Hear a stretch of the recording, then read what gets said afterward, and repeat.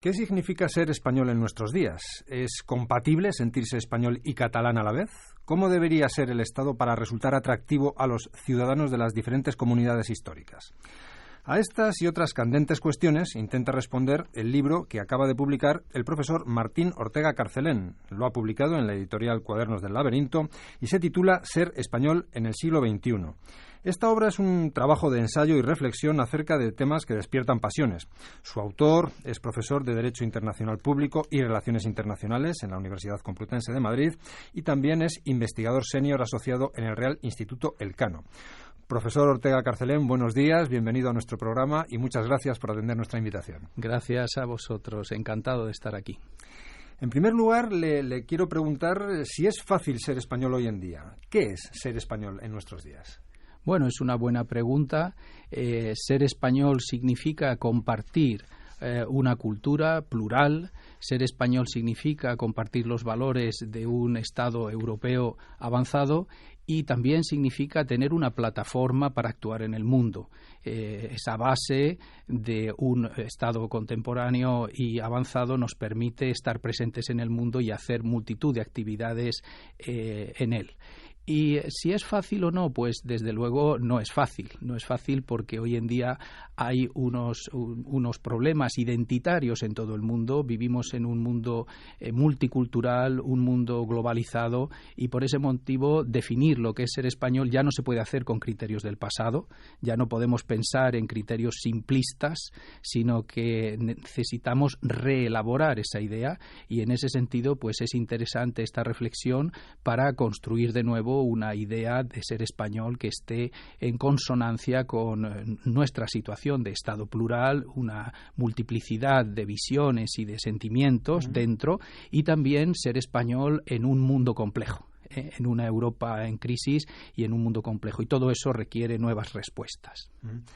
Usted nos acaba de hablar de compartir. En este terreno, ¿qué es compartir? Bueno, compartir es construir cada día un Estado como España. Es decir, cada día nosotros no podemos dar por sentado que ya está terminado nuestro proyecto, sino que tenemos que hablar todo el tiempo entre nosotros, tenemos que hacer renacer una voluntad de seguir en común, tenemos que encontrar objetivos movilizadores, tenemos que encontrar nueva ilusión, nuevas energías, y eso quiere decir pues que Cataluña tiene que hablar con el resto de España, pero igual el País Vasco tiene que hablar con los demás, los que se sienten navarros tienen que participar en este proyecto también, los gallegos, los canarios, en fin, de todos los orígenes de nuestro territorio, de nuestro Estado, se debe hacer un esfuerzo para compartir. Y compartir quiere decir hablar, compartir quiere decir pensar en común y desarrollar una voluntad de estar juntos. Porque al final la historia reciente demuestra que todos juntos avanzamos. Es decir, que es muy positivo y genera muchos beneficios estar en común. España en concreto hemos sabido compartir desde la transición y hemos tenido una ejecutoria realmente muy destacable en términos económicos, en términos políticos, etcétera. Entonces es evidente quien conociera España hace 30, 40, 50 años y la mire hoy en día, pues se da cuenta de que hemos hecho unas transformaciones espectaculares y que el país ha funcionado muy bien entre todos. Entonces hay que abandonar esa idea de que las visiones exclusivas de una parte de España van a hacer un futuro mejor. Yo creo que la idea de compartir es al revés, pensar que entre todos podemos construir un futuro mejor. Usted en su libro, profesor, habla de los nacionalismos y habla también de este desafío separatista, ¿no?, al que nos retan los independentistas de Cataluña. ¿Cómo solucionarlo? Bueno, en Cataluña existe una realidad histórica y hay un sentimiento evidente de singularidad que viene desde la Edad Media, es decir, y que es una lengua propia, una forma de ver la vida que es de alguna manera muy especial, igual que ocurre en otras partes de España. Porque España es muy variada, es un país que ha estado siempre en la confluencia del Mediterráneo y del Atlántico, de Europa y de África, es un país realmente multicultural. Y entonces es lógico que en Cataluña existan esos sentimientos de singularidad. Ahora bien, durante mucho tiempo esos sentimientos se han interpretado como una forma de participar también en España y en Europa.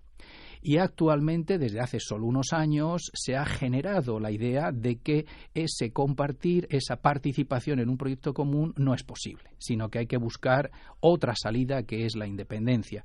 Entonces yo creo que el tratamiento de la cuestión de Cataluña solo se puede hacer a partir de una voluntad por parte de los catalanes de encontrar acuerdos con el resto de España y una voluntad por parte de España de hacer lo propio.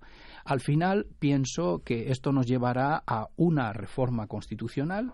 No sabemos cuándo va a producirse, pero en algún momento se tendrá que producir, para buscar una solución de tipo federal, una nueva Constitución que reconozca esas realidades históricas más de lo que lo hace la Constitución actual, porque de hecho en nuestra Constitución se mencionan los regímenes forales y se mencionan otras realidades, pero quizás es necesario articular el Estado de nuevo para reconocer con más fuerza esas realidades y a partir de ahí pues encontrar un nuevo proyecto que nos permita mirar hacia el futuro.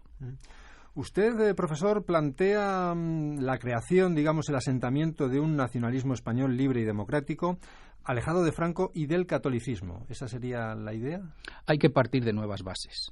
El nacionalismo español, como idea, tiene el problema de una herencia nefasta. El nacionalismo español surge en el siglo XIX y ahí nacionalismo significaba nacionalcatolicismo. Tenemos una serie de autores, una serie de ideas, desde Menéndez Pelayo a la ortodoxia católica, que interpretaba a España como una unidad indisoluble, no aceptaba la pluralidad, atacaba las lenguas diferentes dentro del Estado, y todo eso se continuó de manera anacrónica en toda la dictadura de Franco. Es decir, Franco lo que hizo es la victoria de una España, que es esa nacional católica, contra otra liberal y democrática. Y por lo tanto, en el siglo XX tuvimos una etapa que no tenía sentido, que era continuar ideas antiguas que fueron apoyadas, tuteladas y reforzadas por Franco. Hoy en día hay que partir de nuevas bases.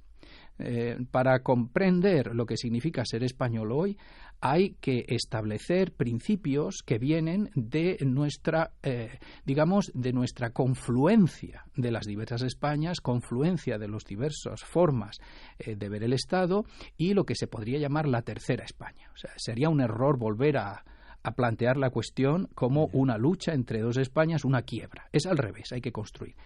Y para establecer los nuevos cimientos, nosotros tenemos unas bases muy sólidas. Y esas bases son los últimos 30, 40 años en los que hemos sabido construir un Estado moderno, donde hemos tenido una trayectoria económica que admiran en todas partes del mundo, donde hemos sabido construir un Estado plural, donde tenemos una sociedad tolerante, mestiza, abierta, que recibe bien a todo el mundo que viene y donde nos hemos convertido en un país atractivo para el resto del mundo. Aquí hay una cuestión importante. Nosotros tendemos a fijarnos sobre todo en nuestros males, tendemos a autoflagelarnos, cuando en realidad España es un Estado exitoso, en el plano económico, en el plano político, en el plano social. Por supuesto, sigue habiendo problemas. Nosotros tenemos problemas graves en la educación, el paro, en fin, tenemos muchas cuestiones que hay que seguir resolviendo, pero ¿qué país no las tiene? Es decir, y sin embargo nos hemos convertido en un país de vanguardia, en un país que es un modelo para otros, y en ese sentido, pues nuestro nacionalismo tiene que basarse en un vínculo con esa nueva realidad, que es una realidad diferente a la del pasado. Entonces nosotros, cuando decimos qué significa ser español, no podemos volver a pensar en la religión o en regímenes del pasado como Franco o en otros regímenes diferentes, sino que tenemos que mirar hacia el futuro. Nos hablaba usted hace un momento de que hemos construido en España una sociedad mestiza. ¿La cultura española es mestiza, profesor? Desde su mismo origen, la cultura española fue mestiza. en la Edad Media y desde el nacimiento de España como Estado, en el siglo XV y en el siglo XVI, España es una composición de contribuciones catalano-occitanas y mediterráneas, de contribuciones que vienen del mundo galaico-portugués, de contribuciones del euskera. Por ejemplo, la lengua que hoy hablamos tiene una gran aportación del euskera. Tenemos influencias italianas, francesas, tenemos orígenes árabes también. La cultura hebrea es muy importante en nuestra propia creación del Estado, ¿no? Y después todo este mestizaje se enriqueció con América, porque nosotros hemos tenido abierta una vía de comunicación con América durante siglos en un camino de ida y vuelta. Y por lo tanto, esta mezcla se ha enriquecido mucho con todas las aportaciones que vienen del otro lado del Atlántico. Por lo tanto, la cultura española es una cultura plural, variada, mestiza, y por lo tanto también siempre ha estado bien preparada para estar abierta a relaciones con otros. Y eso incluso hoy en día se observa con las aportaciones diferentes. En un mundo globalizado, nuestro origen mestizo permite una integración más fácil en la globalización. Nosotros hoy comprendemos bien puntos de vista africanos, árabes, mediterráneos, de todo origen, y comprendemos también América y otras realidades, ¿no? Y en este sentido, no solamente en la historia hemos sido una cultura híbrida, sino en la actualidad lo seguimos siendo, ¿no? Porque actualmente, pues, participar en la globalización quiere decir también aceptar influencias de otros y emitir influencias. Y entonces España sigue haciendo ese proceso de enriquecimiento paulatino de nuestra cultura a través de otras aportaciones, ¿no? Por ejemplo, un ejemplo clarísimo es toda la música latina, que se hace en español, pero con influencias africanas, americanas, y hoy en día está muy presente en Estados Unidos. Por ejemplo, el cine español, que es también potente, y todos los programas de televisión que se producen y las series y que se venden y se ven en muchos lugares, son también un producto de de esas influencias cruzadas, ¿no?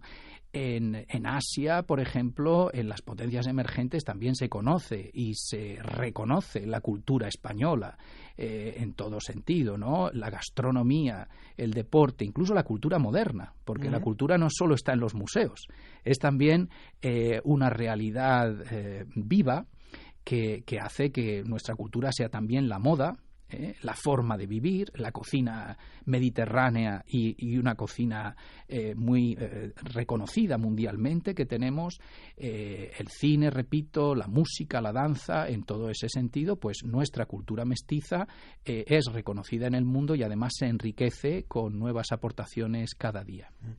Así que tenemos en España una de las culturas más potentes del mundo, y en algún sitio he leído que usted mantiene que los Sanfermines y la tomatina de Buñol, por dar dos ejemplos, son tan españoles como el flamenco. Por supuesto. Es decir, esa identificación de la cultura española como solo un aspecto de nuestra riqueza cultural es un error. O sea, decir que la cultura española es el flamenco es un error, porque la cultura española es mucho más variada que esa única manifestación, ¿no? Entonces, pues, tenemos una cultura catalana que es al mismo tiempo propia, pero al mismo tiempo es también española. Por ejemplo, Gaudí, que es el gran representante de las artes visuales catalanas, con una gran influencia de la vegetación de su tierra, de la naturaleza, con esa imaginación mediterránea. Gaudí adquirió toda su inspiración del arte gótico en Burgos, en León.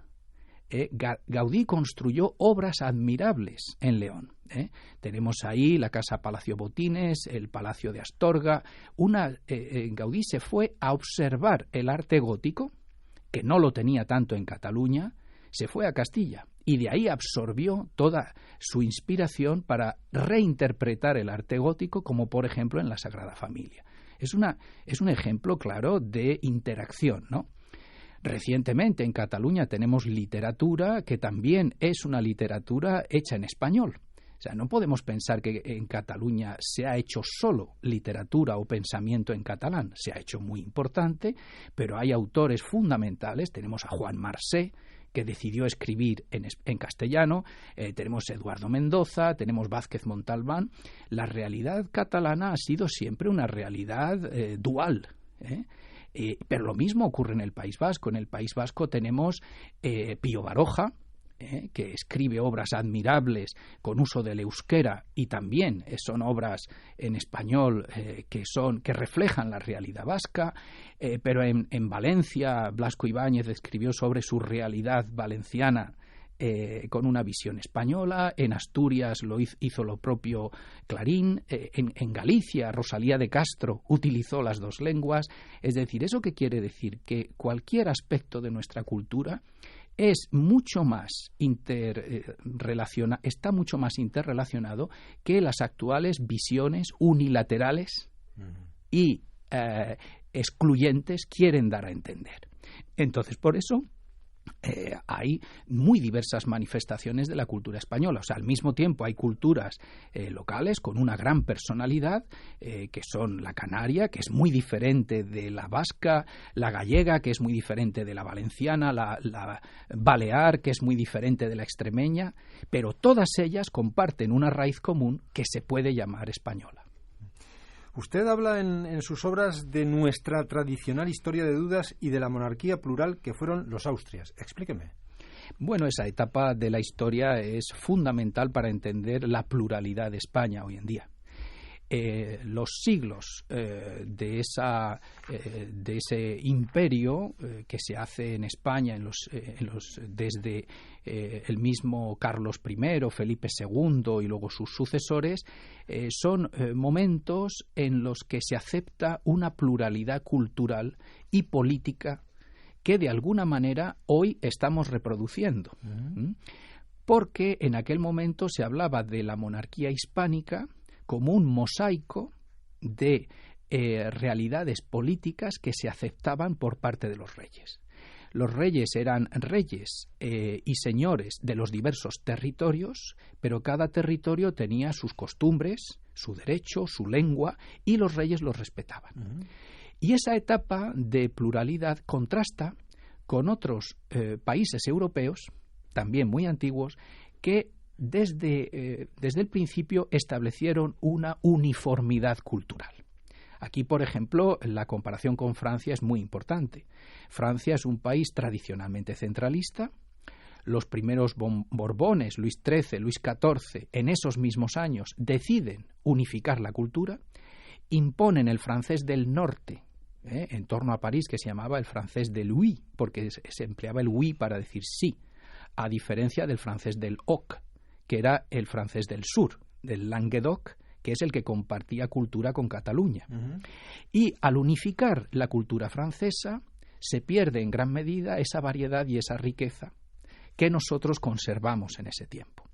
Entonces, en Francia, por ejemplo, no se continuó el catalán, no se continuó el euskera, tanto como en España, que esa diversidad, esa pluralidad, que en gran medida era también un poco desordenada, permitió la pervivencia de una cultura variada y que en la actualidad podemos disfrutar y podemos entender como algo muy positivo. Es decir, nuestra pluralidad y nuestra variedad de culturas es una fuerza si la sabemos interpretar bien, más que un problema. Porque aquella etapa histórica nos ha permitido continuar hasta la actualidad un sistema primero una realidad cultural y después un sistema político, que es un sistema que intenta integrar realidades diferentes y que de nuevo es algo muy interesante para el resto del mundo, porque el resto del mundo puede mirar a España como un modelo, como una inspiración de un Estado plural. ¿Y cómo nos ven en el extranjero? Esta es una cuestión crucial, ¿no? En el extranjero, España es percibida de manera muy positiva por todas estas razones que estamos diciendo. Es curioso porque los estudios sociológicos, los estudios de opinión, muestran que hay una brecha entre la autopercepción que tenemos los españoles, que tiende a ser pesimista, que tiende a pensar que es un país de segunda categoría, que tendemos a hacer grandes los problemas que tenemos. Entonces, esa autopercepción es más bien negativa y, en cambio, desde el exterior nos perciben de manera muy positiva. O sea, la reputación que tiene España en el exterior es en general muy positiva. Entonces, en todos los rankings, digamos, de opinión en el extranjero, España aparece situada muy alta y, en cambio, cuando se nos pregunta a los españoles qué pensamos de nosotros mismos, tendemos a darnos una nota baja. Entonces ocurre un fenómeno muy curioso, que entre los países del mundo somos los que, entre los que hay más diferencia entre esa opinión que tenemos de nosotros mismos y la que tienen de fuera, diferencia negativa. Mientras que hay otros países que les ocurre justo lo contrario. Países muy creídos de ellos mismos, países muy orgullosos de ellos mismos, que tienen una opinión interior muy alta de lo que son y, en cambio, fuera son percibidos negativamente, ¿no? Y entonces, claro, hay que pensar que nosotros tenemos esa tendencia un poco pesimista para interpretar nuestra realidad. O sea, hay que descontar en gran medida esa percepción negativa que tenemos nosotros mismos para despertarnos de alguna manera y decir, comprendamos realmente quiénes somos en el mundo. Porque en el mundo, durante los últimos 30 o 40 años, hemos sido observados como un país que ha hecho bien una transición democrática, que ha sabido encontrar una estabilidad, que ha cambiado sus infraestructuras y su economía de una manera espectacular, cuya economía ha crecido más que muchas otras que pensamos que han ido mejor. Pues no, la nuestra ha ido mejor. Un país que ha hecho bien la globalización, porque tenemos hoy empresas como las del IBEX 35 que son muy potentes y que están presentes en muchos países del mundo, en muchos sectores. Eso también es una realidad importante. Y un país que ha hecho bien también recientemente la integración de los inmigrantes, porque España recibió mucha inmigración desde el año 2000, ¿no? Repito, los problemas persisten. Nosotros tenemos, lacras en nuestra sociedad que debemos tratar. Tenemos el paro, tenemos el fracaso escolar, tenemos algunas cuestiones que lógicamente hay que superar, ¿no? Y tenemos pendiente la cuestión territorial, que necesita establecer un nuevo acuerdo y encontrar nuevas bases para redefinirse. Pero salvando todo eso, la percepción exterior y la realidad de España es mucho mejor de lo que nosotros pensamos. ¿Y nuestro proyecto, el proyecto español, pasa necesariamente por la idea de Europa? Sin duda, sin duda. En esa pluralidad hay que pensar que tenemos una realidad múltiple hacia el interior, pero también hacia el exterior nosotros tenemos una identidad complementaria, que es la identidad europea, que nos permite entender mejor lo que es España. O sea, nuestro país no puede entenderse hoy en día sin ese marco europeo que nos da solidez y que nos da un sentido compartido con los demás europeos. Por eso también, como antes decía, hay que establecer bases nuevas, y entre esas bases nuevas se encuentra nuestra identidad europea y nuestra pertenencia europea. Entonces, cuando en el siglo XIX, en el siglo XX se hablaba de ser español, ese elemento no se tenía en cuenta. Es decir, no se introducía la idea de que España es también europea. Y por eso nuestra realidad española no se puede interpretar como algo que solo mira al interior, sino es algo que se define también en el exterior. En este sentido, nuestro sentimiento político, nuestra identidad política tiene que ser múltiple. Nosotros podemos sentirnos, y esto es compatible, al mismo tiempo catalanes, españoles, europeos, ciudadanos del mundo, miembros de una fuerza transnacional o de un movimiento transnacional que puede ser ecologista o que puede ser pacifista o que puede ser cualquier otra naturaleza. Hoy en día las identidades tienden a ser múltiples. Y esto se entiende muy bien, por ejemplo, con la doble nacionalidad. Nosotros también a nuestra nacionalidad añadimos una ciudadanía europea, según el Tratado de la Unión Europea. Pero se entiende también muy bien con los inmigrantes y los de segunda generación. Es decir, hoy en día nuestras universidades están llenas de hijos de marroquíes, rumanos, incluso crecientemente asiáticos, que vinieron a España y que sus hijos ya están en nuestro sistema educativo. Lógicamente, esas personas tienen una identidad múltiple. Un hijo de español y marroquí, un hijo de ecuatoriana y gallego, pues lógicamente tiene una identidad múltiple, y son esas identidades múltiples las que en un mundo globalizado cada vez van a ser van a estar más presentes. Y en ese enfoque multinivel de nuestra identidad, el nivel europeo es fundamental. En su libro, profesor, ¿qué propuestas vamos a encontrar para intentar superar estas circunstancias que estamos describiendo? En realidad hace falta un acuerdo político para traducir en nuestro sistema toda esta diversidad y toda esta pluralidad en un sentido renovado, ¿no? Nosotros tuvimos unas etapas de consenso muy importantes. Nosotros alcanzamos en nuestro Estado el consenso sobre cuestiones políticas, laborales, económicas durante décadas.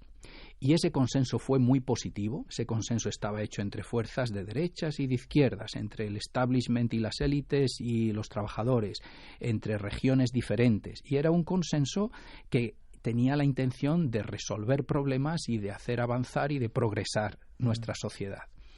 Pues bien, en mi opinión, y esto se apunta en el libro, es importante buscar nuevos consensos. Esto no es fácil. No es fácil porque hay fuerzas de diverso signo que han adquirido una relevancia muy importante. No es fácil porque tenemos las cuestiones territoriales. Tenemos esta posición de una parte de Cataluña, no toda Cataluña, pero una parte de Cataluña que ve difícil la convivencia. Tenemos las actitudes en el País Vasco, en Navarra, en Galicia, en Valencia. Tenemos esta cuestión territorial sobre la que hay que encontrar también nuevos consensos. Entonces, en una palabra, si ser español es compartir, hacia el futuro, ¿qué significará ser español? Pues lo tenemos que definir a través del consenso. Yo insisto en esta idea de que es preciso buscar acuerdos nuevos que se traduzcan en pactos de naturaleza constitucional. ¿Que hace falta reformar la Constitución? Pues seguramente sí, pero la cuestión no es tanto textual, no es tanto tocar el texto, sino encontrar consensos que pueden ser incluso tácitos. O sea, pueden ser grandes acuerdos políticos, pero que sean que penetren la sociedad y que inspiren toda nuestra acción política, social, económica. Y eso significa, una vez más, mirar hacia el futuro y también pensar que el consenso se tiene que referir no solamente a nuestros problemas internos, sobre los que muchas veces estamos obsesionados, ¿no?, sino se tiene que referir también y necesariamente a los nuevos retos globales. Y aquí es una maniobra quizás más complicada que en el pasado. ¿Esto qué quiere decir? Hoy en día nosotros estamos afrontando retos con los demás países europeos y muchos de ellos en realidad con todo el resto del planeta, que son asuntos que requieren nuestro acuerdo. O sea, nosotros ya no nos podemos permitir estar divididos en cuestiones como el aprovisionamiento de energía, como el medio ambiente, como la deuda, como la integración de nuestra economía en la economía global. Todas estas cuestiones que parecen muy lejanas, en realidad no lo son, porque afectan cada día la vida de los ciudadanos y seguirán afectando en el futuro. Por lo tanto, el consenso ya no solo que tiene que ser entre fuerzas políticas de los más diversos orígenes y entre realidades territoriales distintas, no solo se tiene que referir a nuestras cuestiones tradicionales de gestión interna, que son muy importantes, sino que tienen que mirar al exterior y afrontar también cuestiones globales fundamentales. Y en ese sentido tenemos una cita con la historia. No podemos dejar pasar la oportunidad de que esos grandes problemas globales los resuelvan otros. Claro. Sino que lo que tenemos que hacer es participar en la resolución de esos problemas, porque además tenemos mucho que decir. porque España tiene una visión equilibrada de las relaciones internacionales y tenemos una visión original también de esas relaciones. Y en ese sentido tenemos que contribuir a resolver conflictos en nuestro vecindario. Y hoy en día la guerra en Siria sigue siendo una herida abierta en la que nos tenemos que emplear más para parar esa sangría. Tenemos que intervenir en el problema de la energía, del medio ambiente, en el comercio mundial, porque si de pronto se para el comercio mundial, nuestra economía se puede venir abajo. Tenemos que intervenir en resolver el problema de la deuda, que es también un problema muy grave y que, de nuevo, no depende de nosotros, nos relaciona con el exterior y así sucesivamente. Por lo tanto, es importante, una vez más, la idea de consenso, pero también mirando a esas cuestiones de futuro.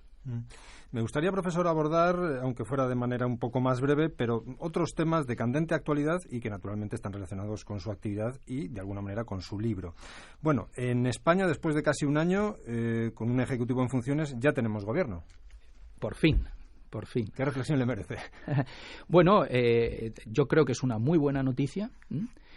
Y creo que hay que, digamos, desearle la mejor de las suertes. Quiero decir, yo creo que este gobierno nace con una, digamos, con una voluntad declarada, no lo estoy descubriendo yo, sino es lo que ha dicho el presidente, de buscar pactos y con una voluntad declarada de ser más moderado que lo que ha sido hasta ahora en la legislatura anterior. Y en ese sentido, pues yo creo que lo que tenemos que hacer es empezar a caminar. ¿Por qué? Porque la tarea es mucha, tenemos muchos problemas acumulados y ya era hora, es decir, llevábamos mucho tiempo sin gobierno. Por lo tanto, lo que tiene que hacer, en mi opinión, el nuevo gobierno es ponerse a trabajar ya, como de hecho está haciendo, pactar con las demás fuerzas políticas en el Parlamento. Va a ser una legislatura larga o corta, pero muy interesante, en el sentido de que el acuerdo es necesario. Y hace falta la clarividencia de los diversos grupos políticos para diferenciar entre cuestiones que son divisivas, y que donde se debe seguir manteniendo una posición, una perspectiva cada uno, y las cuestiones que son esenciales y donde es preferible encontrar un acuerdo que no seguir haciendo movimientos de péndulo, ¿no? Sino de pronto decir, bueno, voy a hacer una política muy escorada en un sentido para que después se haga otra política escorada en el otro sentido, ¿no? Es mucho mejor buscar políticas que tengan sobre todo una duración en el tiempo. Y aquí pues nos viene a la mente la cuestión laboral, nos viene a la mente la cuestión de la educación, la cuestión del reparto financiero, de la financiación de las administraciones del Estado. Es decir, hay muchas cuestiones que se tienen que mirar con perspectiva y con voluntad de llegar a acuerdos que sean en beneficio de todos.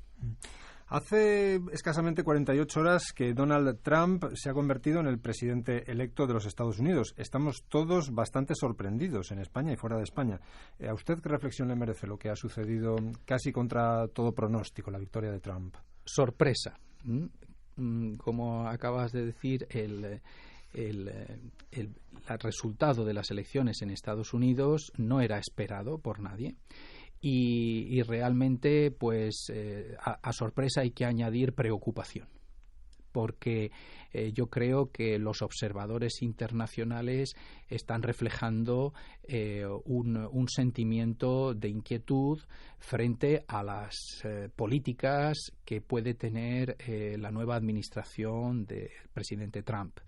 Y estas políticas no podemos saber en la actualidad todavía el contenido exacto, pero sí sabemos ya los instintos de este líder y bueno, no son los instintos correctos.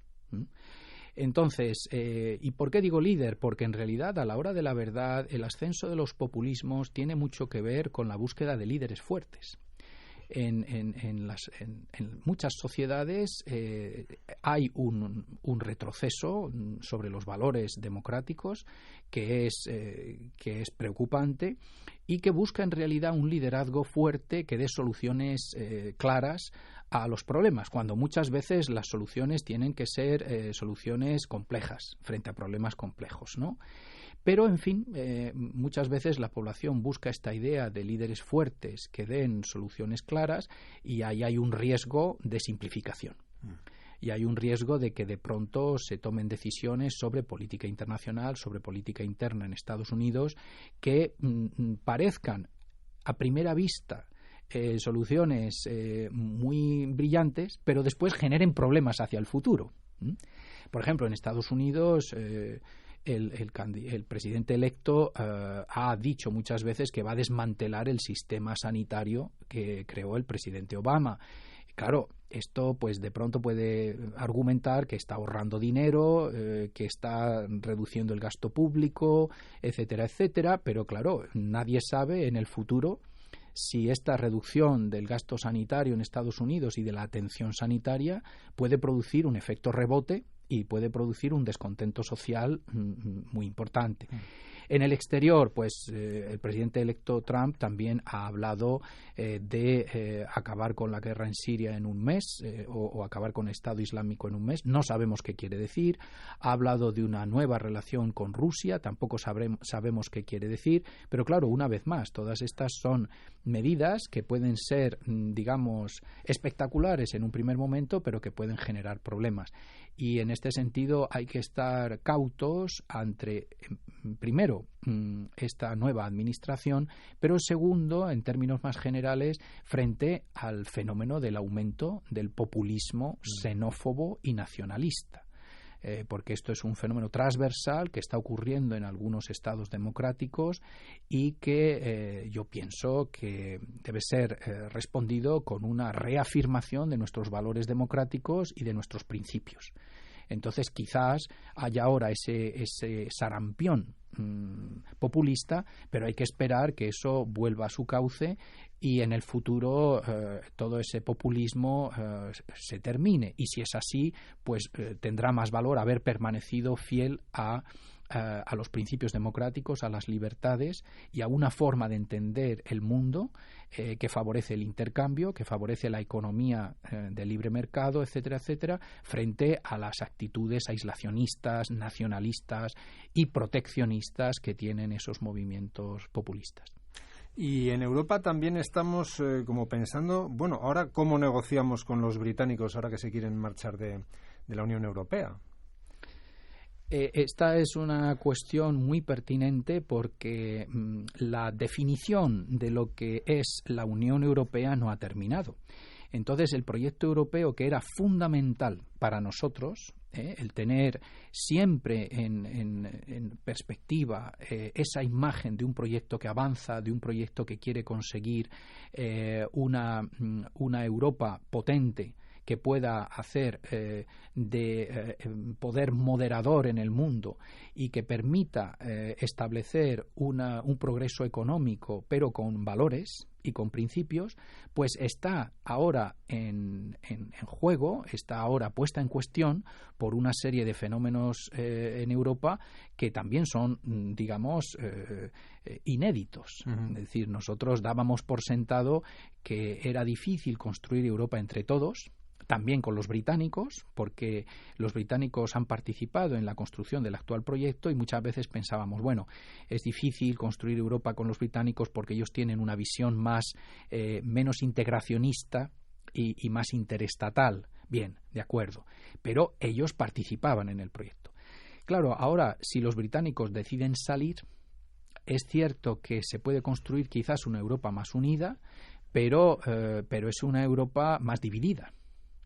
Y si acaso el Brexit se termina ahí, pues bueno, intentaremos construir Europa con lo que queda. Pero si Brexit es un precedente y otros países empiezan a hacer movimientos similares, entonces nuestra idea de Europa se viene abajo.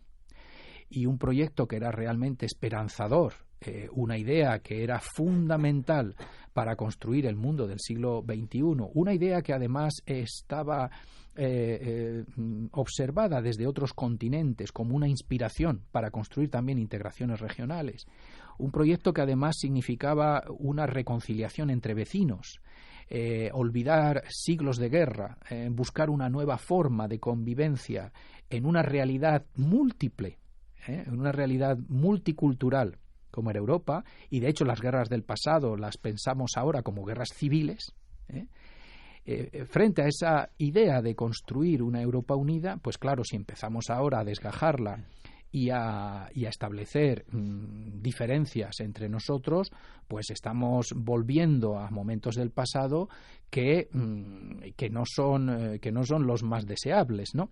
Entonces, por eso el Brexit, que no sabemos todavía cómo se va a negociar y cómo va a terminar, pues no es un buen precedente para la construcción europea.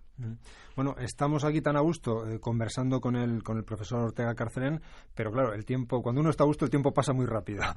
Bueno, le quiero trasladar una reflexión, un par de preguntas más. En primer lugar, una reflexión, reconozco que mía, personal. A ver usted qué piensa, profesor. Yo creo que no deberíamos cerrar los ojos a la realidad. Por ejemplo, en Europa, cada vez más gente rechaza, por medio de las urnas, la inmigración masiva. Esto podría traer a los países más desarrollados de Europa mandatarios ultraderechistas. ¿Usted piensa que deberíamos reflexionar y actuar para evitar que eso termine sucediendo? Es una muy buena reflexión. Efectivamente, ese fenómeno está ocurriendo y hay un rechazo a la emigración y recientemente a los refugiados que se han recibido sobre todo en Alemania. Se observa nuevos fenómenos políticos de partidos que rechazan esta realidad en Alemania, pero también en Holanda, en Hungría y en otros países. Frente a esto, yo creo que hay que hacer una doble acción. Por un lado, en nuestras propias sociedades hay que reafirmar la tolerancia y las ideas democráticas y no aceptar el ascenso de las ideas xenófobas, intolerantes y excluyentes. Entonces, esa es una primera labor pedagógica que tienen que hacer nuestros líderes, sean de la corriente política que sean. Porque, de lo contrario, como ha dicho muy bien, se va a producir el ascenso de fuerzas que son, en el fondo, antidemocráticas. Entonces, por eso debemos reafirmar los principios que están desde la Declaración de Derechos Humanos a nuestra Constitución, al propio Tratado de la Unión Europea, etcétera. Pero es que la segunda vía de acción es tan importante o más importante que la primera, y es que en el exterior nosotros tenemos que tener una política más activa y una implicación más decidida para resolver las crisis que están en el origen de la inmigración incontrolada y de los refugiados. La única forma de atajar estos flujos tan tristes y tan penosos es contribuir a una resolución de la guerra en Siria, a una mejora en la estabilidad de Libia y a un tratamiento de los problemas en Oriente Medio, pero también en África subsahariana. Entonces, una vez más, como comentábamos antes, no hay que pensar que todo esto se encuentra ajeno a nosotros y muy lejano. No tenemos que pensar que estamos protegidos en una fortaleza Europa y que el resto del mundo es algo que no nos interesa. Eso es un error. Por lo menos las crisis actuales deberían servir como una llamada de atención para que concedamos más importancia a la acción exterior y a la política exterior. Solamente si la guerra en Siria se calma, si se encuentra una solución en aquel espacio, los refugiados podrán volver. Muchos de ellos están deseando volver. Será un país roto, con una reconstrucción difícil, pero al final todo el mundo quiere volver a su país, a sus casas. Y por lo que se refiere al África subsahariana, la forma mejor de retener la población es contribuir a una mejor situación económica y a un desarrollo a través de medidas muy diversas. Entonces, esto debería ser una prioridad de nuestra política exterior.